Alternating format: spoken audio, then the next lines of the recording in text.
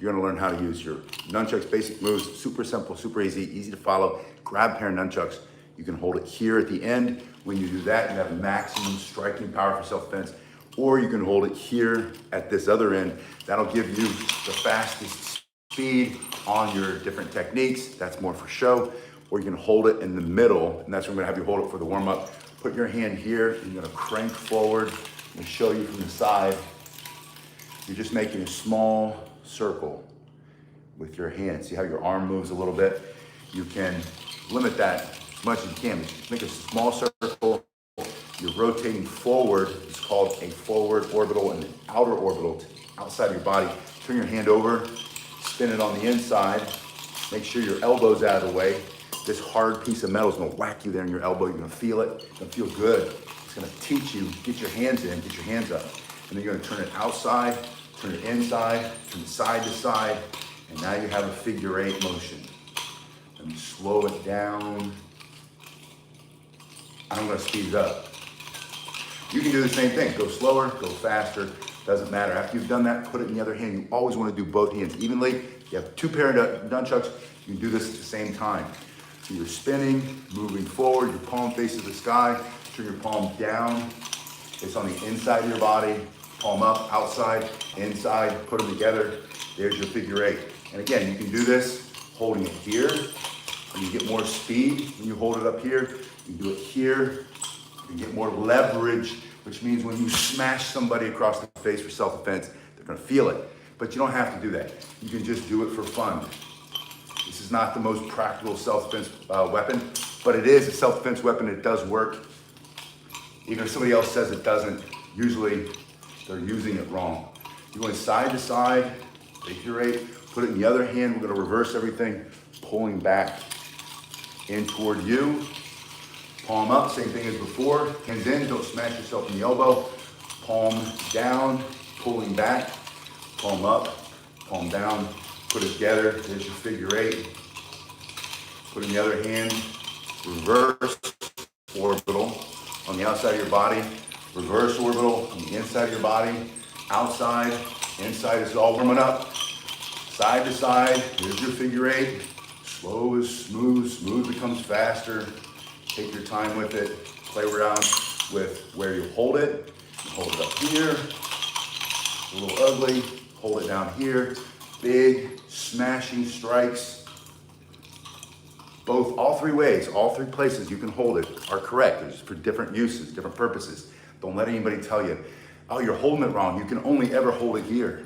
That's if you're doing self-defense. You can only ever hold it here. Maybe you want to learn how to do some of these tricks. I'll show you that. And you don't have to hold it closer to here. They're all right. They're just for different purposes. Understand that. You're gonna hold it here. We're gonna go into the strikes. You're going to go down and come up. Since I'm doing strikes, I'm holding it at the end. This is practicing self-defense. Imagine someone's coming at you with a punch or a choke, or they're gonna poke your eyes, they're gonna stab you or slash you, and you smash that hand out of the way. You're just coming down and up. If you want, you can add that orbital. Remember, that's the orbital. Add the orbital coming down, orbital coming up. The second strike is a diagonal across the body. Think about striking the head, knock them out, strike the jaw, into the body, maybe into the knees. But that's all that is. And the third strike, over and back. Horizontal strike to the head, to the body, to the knees. All the same. Same angle, just straight across. Put those 3 together, you have the Bruce Lee triangle. It's also known as a right triangle. I call it the Bruce Lee triangle. I don't know if anybody else does. I call it that because he does that, did that in a lot of his movies. It's just a diagonal, a horizontal, and vertical. You do it over and over. Now you've got your first combination strikes. Put it in the other hand, start with the first, up and down. Do this for about 30 seconds, go into your diagonal for about 30 seconds, and then you're gonna go side to side for 30 seconds. And again, when you're doing these strikes, you're gonna add 1, 2, you can add as many. Oh, smash the ground. Make sure if you do this, you wear your shoes. Smash your toes, you can pull that little pinky toe off. using something like this. This is made by combative.com with a K. Now, I have no relationship with that company, but they sent me these years ago. I don't even know if they still make it. But it's combative, combativ.com. Because you always ask me, hey, where'd you get those chucks? That's where I got these. I don't know if they have these, but they have something like them. But this is like aircraft grade aluminum. It's machined. When you first get these, sometimes they'll cut your hands. If you have soft little baby hands, you know. Toughen up your hands, Buttercup. That's all I'm saying. But you'll get used to it. This end right here, you smack your toe with the cement under it, you could do some damage. So you might want to put on your shoes is my point. So you're holding here, we put that diagonal strike, horizontal, here's your Bruce Lee, triangle, and you don't have to do them in that combination, but that's one that you see all the time. Now we're gonna go from one hand over to the other hand. We'll slow it down so you can see what I'm doing because it's super simple, super basic. I'm just putting it there on the upper arm. I'm turning my wrist down so it hangs there. You can see this is a longer chain. We call these the dinosaur chucks, the short chain we call speed chucks or demo chucks. This is a fighting chuck. The hand comes across and you grab it. Do you have to have speed chucks? Or it doesn't matter. Whatever you've got is the right chucks for you. Use those. You're here, come across the body, grab it, pull it across, pull it across. You miss it, keep trying. If you drop it, pick it up. That's that diagonal strike. And you just land it there, and then you reach in front of your belly. When you first start doing it, you want to go behind your back, but you can't. Probably some of you can reach. I can't reach it. I'm not flexible enough, but some of you could. But that's wrong. Reach across your body, grab it under your arm. When you're ready to go forward, and that hand transfer, it's just the opposite. You're doing that strike across his face because he's in your face. You won't get out. And you say, get out of my face. For self-defense, there's that strike. When you bring it, only for self-defense. When you bring it across the body, put your hand, your wrist, on the bottom of that arm. If this hand is pointing at your face, you're gonna smack yourself in the back of the head. This hand is pointing to the sky, and you turn your wrist up, it's gonna go right in your hand. You're never gonna hit yourself in the head. If you do it right.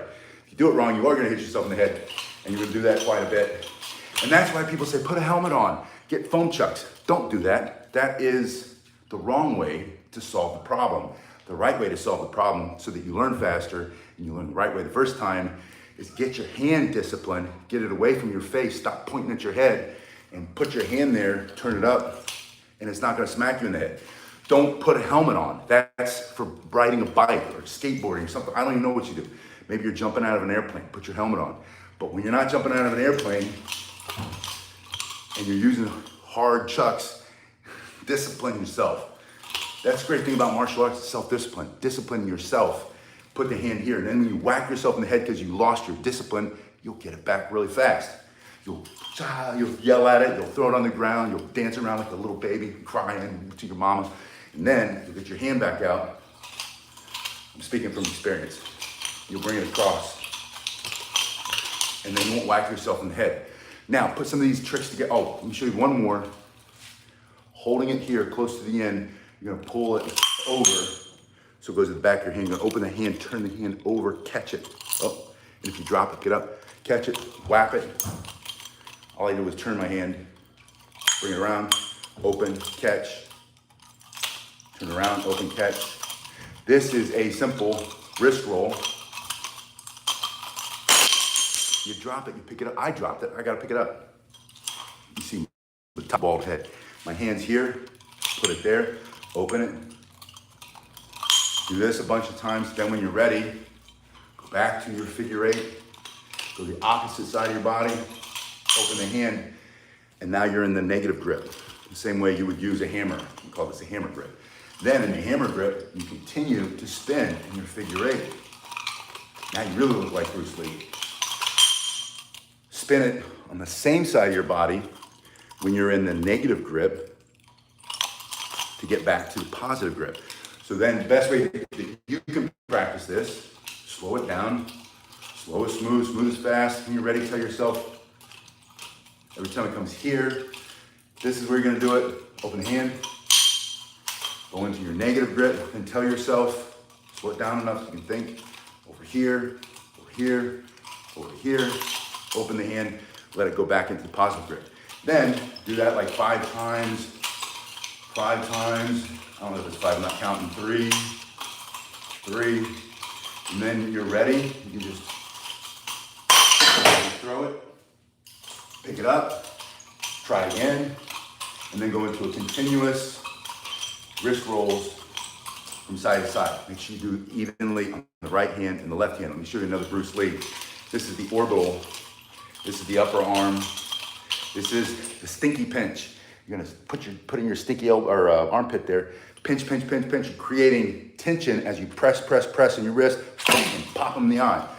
So you go high-pitched Bruce Lee scream, ah, couple times here, pinch it down, look at him, pick one, bam, pick the other one, bam, pick the other one, bam.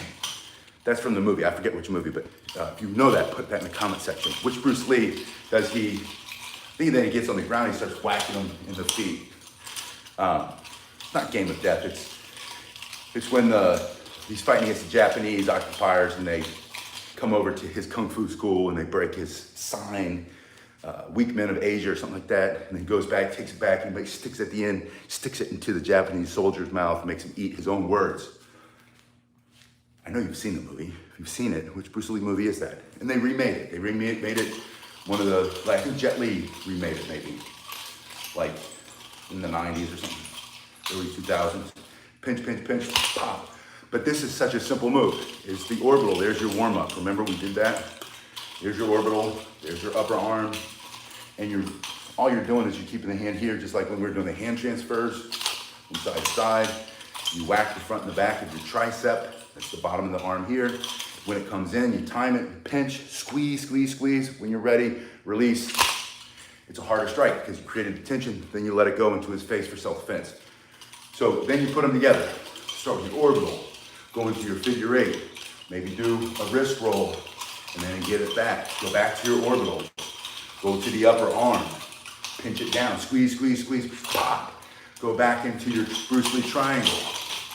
And then throw it to the other hand and do it over here. Now you've got a whole bunch of basic techniques that you learned as a beginner that you can weave together, and you look like Bruce Lee. You look like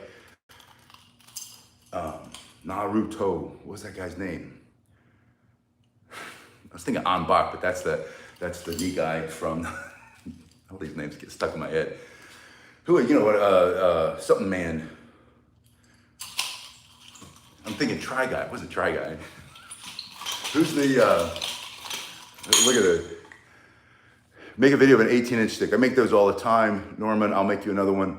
Aiden's here. Zainal's here. Steady Eddie's here. Hey, Steady. It's great to see you. Put in the comment section or in the chat.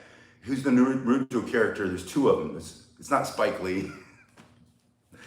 It's Rock Lee. Rock Lee does the nunchucks. You see how much Naruto I watch. Rock Lee does the nunchucks, and then Might Guy. That's it. Not Try Guy. Not Mighty Guy. Might Guy. Might Guy. He's in there, but they're all doing the same thing. Ninja Turtles are all doing the same thing. Same triangle, same hand transfer, same orbital, same figure 8, same upper arm, same stinky armpit, same bam, pop you in the eye. I don't think Bruce Lee did the wrist rolls, but you should learn how to do those. Those are fun. He may have, and he probably did a whole bunch more. He learned from Dan Inosanto, who in the movies often was the bad guy fighting Bruce Lee, but Dan was his student in the Wing Chun later, from what I'm told. I learned from Dan Inosanto the sticks, the collie sticks, at seminars years ago. Great guy, still around. One of those movie guys in martial arts. But you can be the next movie guy or movie girl in the martial arts. Learn how to use the sticks. You could be like they did the Ip Man movies and the Ip Man 4 movie, I think. They did a lot of the nunchucks. And you know, Bruce Lee is in the movie and he's fighting and smacking people. But you can learn how to do it. They even did it. It was that movie? Jason Wick. No, that's Jason Bourne. John Wick. You can see where my brain is. The John Wick movie. John Wick, the last one. He has a whole, or not the last one, one of the, maybe the second to last one. He's fighting. There's a scene where he's smashing people with his nunchucks for self-defense. So you can learn how to use them for self-defense, you can learn how to use them for demonstrations, for tricks, for fun, but however you use them, just make sure that you enjoy it. And you'll enjoy things when you get really good at them fast. And if you learn how to do this, then you can do that on the other side, and you put those together. There's your first figure eight. And then you learn how to do your basic strikes. There's your diagonal, there's your horizontal, here's your upper vertical and your downward vertical. Put them together, now you've got a 3-strike combo. And then you go back to that orbital you already know. You do your upper arm, just front and back. You pinch it down, you squeeze, pop in the eye. And then you struggle with, but you get yourself to learn the wrist roll. Now you got a new one. And then you can go from hand to hand. And the next time I'm gonna show you how to throw it up in the air and catch it, and then throw it behind your back and catch it in the other hand and keep fighting. We'll do that next time because I got to take the kids to the football game. You guys have been awesome. Don't let anybody tell you can't learn the nunchucks. They're super simple. Don't let anybody tell you can't learn them if you're a kid. You can't learn them if you're an adult. They're illegal in California. They probably are. I don't know. I'm sure they're illegal in Great Britain, but they're not in your bedroom. They're not in the garage. They're not in the hallway. Maybe the hallway.